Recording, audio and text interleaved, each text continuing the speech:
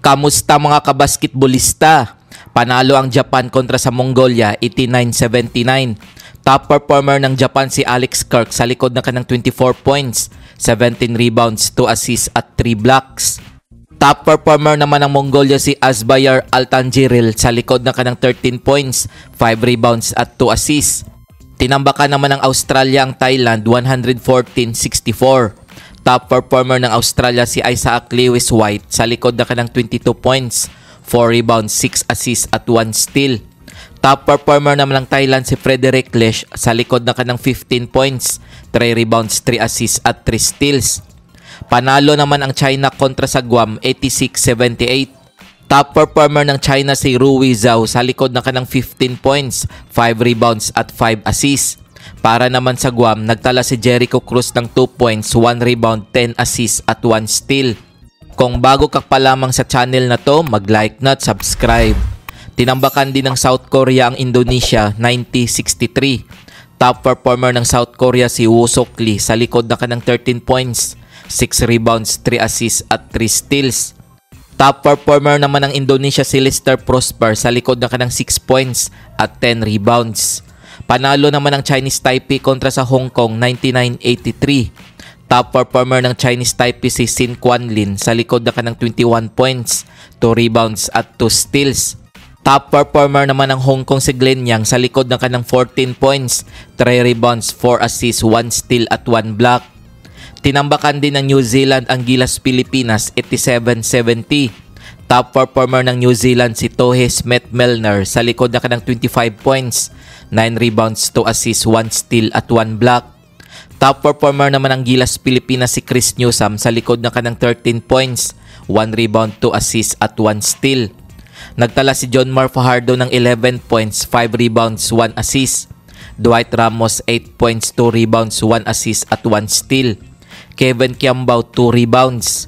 Scottie Thompson 3 rebounds, 2 assists at 2 steals. Justin Brownlee 10 points, 4 rebounds, 3 assists. Nag-ambag naman si Perez ng 3 points, 2 rebounds, 1 assist at 1 block. Oftana 8 points, 1 rebound, 1 assist at 1 steal. Japit Aguilar 6 points, 4 rebounds, 1 assist at 1 block. Tamayo 4 points, 1 rebound. Eji Edo 7 points, 15 rebounds, 2 assists at 1 block.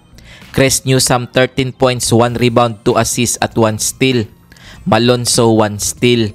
Kung umabot ka dito sa video na to, mag-like na at subscribe. Heto ang team standings ng FIBA Asia Cup 2025 Qualifiers Window 3 as of February 23, 2025. Sa Group A, Australia 6 wins, 0 loss, 12 points. South Korea 4 wins, 2 losses, 10 points. Thailand 2 wins, 4 losses, 8 points. Indonesia 0 wins, 6 losses, 6 points. Sa Group B naman, New Zealand 5 points, 1 loss, 11 points.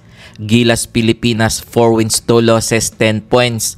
Chinese Taipei 3 wins, 3 losses, 9 points. Hong Kong China 0 wins, 6 losses, 6 points. Sa Group C, China 5 wins, 1 loss, 11 points. Japan 5 wins, 1 loss, 11 points. Guam 1 win, 5 losses, 7 points. Mongolia 1 win, 5 losses, 7 points. Kung umabot ka dito sa bahagi ng video na to, mag-like na at subscribe. Heto naman ang game recap result ng Group D, Group E at Group F. Last February 21, 2025, tinambakan ng Iran ang India 106-55. Tinambakan din ng Qatar ang Kazakhstan 92-71. Last February 22, 2025, wagi ang Iraq kontra sa Palestine 71-59. Panalo naman ng Jordan kontra sa Saudi Arabia 78-68. Tinambakan naman ng Syria ang United Arab Emirates 86-61. Wagi din ang Lebanon kontra sa Bahrain 84-78. Top performer ng Lebanon si Wael Araki sa likod ng kanang 17 points, 7 rebounds, 5 assists at 1 steal. Top performer naman ng Bahrain si Devon Chisim sa likod ng kanang 21 points, 12 rebounds, 2 assists, 1 steal at 2 blocks. Heto naman ang team standings ng Group D. Jordan 5 wins, 0 loss, 10 points. Saudi Arabia 3 wins, 2 losses, 8 points. Iraq 2 wins, 3 losses, 7 points. Palestine 0 win, 5 losses, 5 points. Sa Group E, Iran 4 wins 1 loss 9 points. Qatar 3 wins 2 losses 8 points. Kazakhstan 2 wins 3 losses 6 points. India 1 win 4 losses 6 points. Sa Group F, Lebanon 5 wins 0 loss 10 points.